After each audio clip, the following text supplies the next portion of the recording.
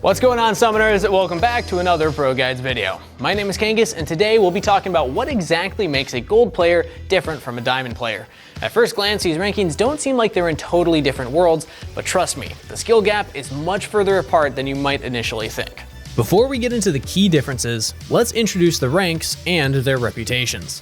Gold is the second largest rank, holding around 29% of players by the end of Season 10. This is also the first rank that rewards you for reaching it, earning you the victorious skin for that season. Because of this, some players reach Gold 4 and just stop playing that season, giving Gold 4 the highest population density of 14%. Meanwhile, Diamond is up there as the highest rank achievable for most casual players. I firmly believe that anyone who plays League can get to Diamond 4 if they just put in the effort. Playing in Diamond means that you're in the top 2.5% of players, which is pretty impressive statistically. Before we keep going, our question of the day is, what rank are you aiming for in Season 11? Also, in a previous video, we asked the question, what changes would you like to see going into Season 11? And the user Marco said, buff Gangplank, I'd have more impact in the game playing a Cannon minion. I hate to break it to you, Marco, you might just be playing him wrong. Make sure to answer today's question down below for a chance to be featured in a future video. Okay, so we all know that there is a difference between gold and diamond players. If you gave any of our coaches at ProGuides an anonymous recording of a full match, there's a high chance that they'd guess your rank correctly. League of Legends is a surprisingly methodical game, one that forces you into making fast choices depending on how the game is being played. The fundamental differences between a gold and diamond player is that a gold player does not have the tools, experience, or mechanics necessary to climb past gold. Sometimes a gold player can be at a diamond level mechanically, but they're just not able to close out games. The truth is that most gold players haven't experienced enough of the game to know how to do better. If you don't have the natural talent, climbing through the ranks takes serious time and effort. It's unrealistic to think that you deserve diamond just because you got to gold in 30 games with a 65% win rate. Lack of experience and commitment is one of the largest factors in separating a gold and diamond player. If you don't feel like studying the game, the only way you'll learn is through trial and error. And this is usually why players rack up a bunch of games in a season, especially players in Diamond 4. Even though there are major differences between the ranks, gold players are still at a decent skill floor right now. When League was first starting out, there weren't even rankings, just ELO and players who played ranked. Most of the players didn't even know how to handle a split push correctly. Right now, players are way better than they were before. Whether you're a gold veteran or someone just getting into ranked right now, let's talk about how to set you up for success to hit diamond in Season 11. One of the first things that we notice about gold players are their runes and item builds. These usually just feel like an afterthought, something that doesn't deserve much attention. The truth is that you want to have every single advantage that you can over your opponents. Diamond players are aware of this, and most of them will change their rune pages depending on the matchup. Item paths are also different every single game, and learning how to efficiently spend your gold is really important for gaining small advantages. Luckily, we have a bunch of guides on our channel that give you the best reads on the meta champions along with their standard runes and item builds. We also have coaches over at ProGuides.com that can walk you through every step of a game and what you can be improving on, so make sure you check out the website if the videos aren't enough. If you're struggling to understand why you're making changes to your build, take some time out of the game to look at them individually. If you main AD carry, look over the commonly built items and think about why you might want them in a specific game. If you're still confused, look at a pro player on op.gg and see exactly what they're doing. You can even look at the exact build path, so it'll give you insight as to what you should do when you have a certain amount of gold. And again, ProGuides.com, check out our coaches. The next major difference between gold and diamond players are the champ pools. Weak champion pools are right up there with poor item and rune choices for the most common mistakes that gold players make. There's a reason that LS tells anyone play only Annie if you want to reach diamond. The reason isn't that Annie is OP, although she's pretty strong in this current meta. No, Annie is able to accomplish multiple things well without relying on high mechanical skill to execute plays. To burst as squishy as Annie, you flash and smash every button on your keyboard. If you want to assassinate someone as Zed, you need to do something different. Plan rotations, make sure to avoid major skill shots, and duck and dive through the battle. See the difference? One is easy, one is hard. But we're not here to tell you to play Annie. We want you to climb because you enjoy it, not because you only want to reach diamond. This means that you'll want to figure out your champ pool before starting the ranked season. A good champion pool usually has a total of 4 to 5 champs, including your main and secondary roles. While it's fun to try out a new champion and experience the game in a different way, ranked isn't the best time to do that. To get out of gold with ease, commit yourself to practicing and learning everything you can about a handful of champs. If you want more help figuring out your champ pool, check out our video.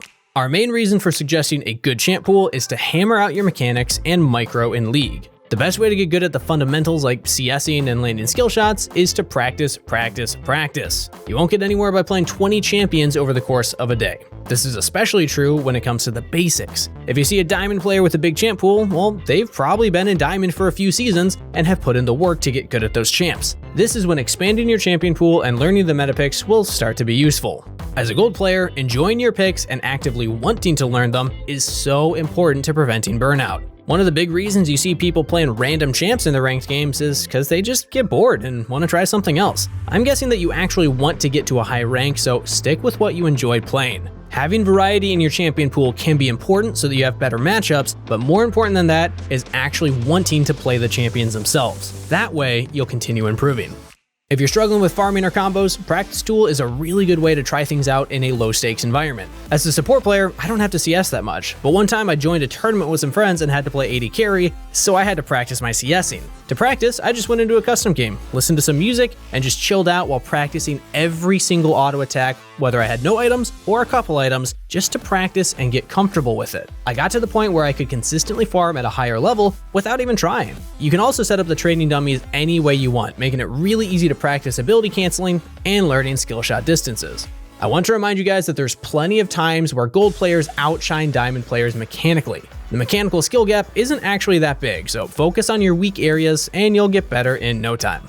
While mechanics and micro take practice and time, macro is something that players need to actively think about in order to really understand. I met players who have been playing for 5+ years and don't know about some of the more basic macro in League of Legends. The truth is that Riot doesn't try and teach their players these things, since the strong macro strategies are tied directly to the meta. There are metas that revolve entirely around split pushing, while others are around vision and skirmishes. On top of the inconsistency, it's pretty hard to teach a large group of people macro at one time. Different players have different issues with macro, which means certain approaches will have no effect. For example, there's some top laners who really struggle with juggling the enemy split pusher while trying to make teamfights happen for their team.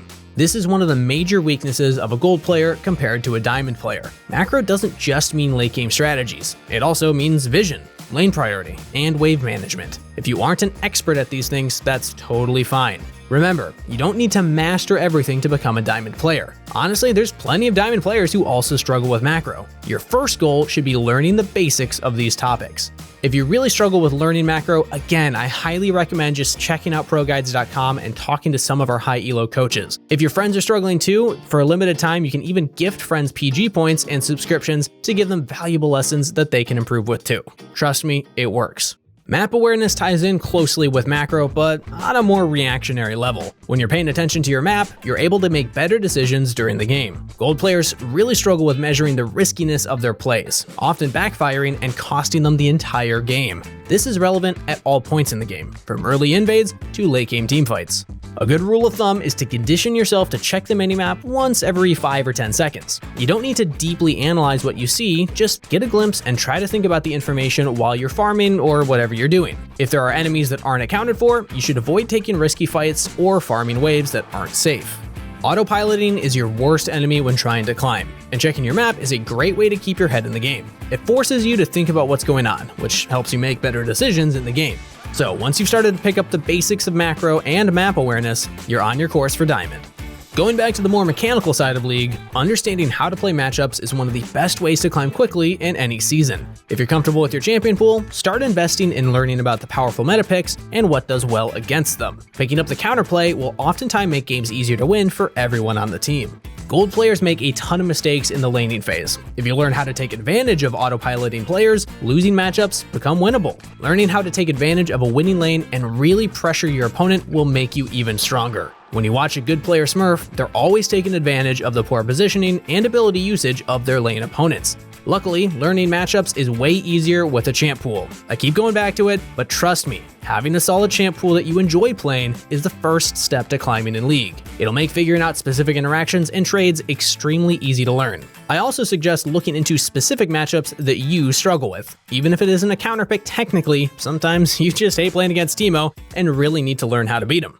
The final difference that we'll talk about is mentality and attitude. Believe it or not, Diamond and Gold players aren't far apart when it comes to their outlook on the game. Both Gold 4 and Diamond 4 are filled with players that don't want to improve and only want to do what is easy for them. This often means surrendering, arguing, and random champ picks. The big difference is that gold players have room for so much development. There's so many things that gold players can quickly change and immediately see improvement in their games. In diamond, it's way harder to climb for the average player. That's why it's known as the peak for casual players. Once you're diamond, you probably aren't pushing for challenger unless you have bigger dreams. Take advantage of being a gold player. The game is just starting for you, so start grinding and think about the topics that we talked about in this video. Good luck. Well, that wraps up the major differences between a gold and diamond player. So to recap real quick, the major differences are going to be in the macro game, where gold players often just struggle due to their lack of inexperience. So keep trying things out and never let yourself stagnate. We really hope that the tips and goals that we talked about here will help you figure out how exactly you plan to improve. Anyways, thanks so much for watching, and as always, best of luck on the Rift, stay hydrated, and happy holidays.